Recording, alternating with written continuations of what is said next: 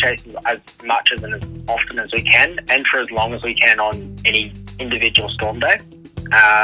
And then for myself, I do go to the States and chase as well for a few months every year.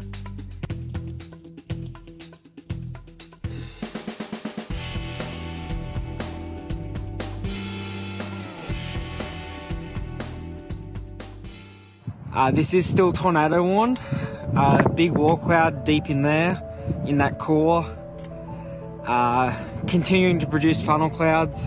There are chases that are quite close to it, and there has been a confirmed tornado. I don't know how long that lasted for though. But look at this phenomenal structure.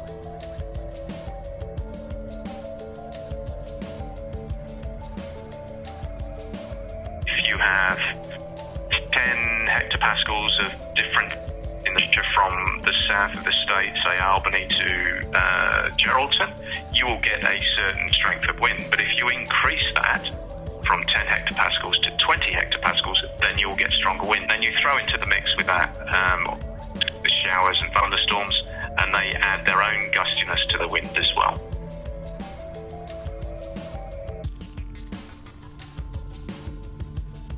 It is dangerous.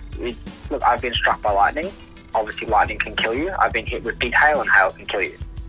But at the same time, with experience comes the ability to know when to step back and when to go forward.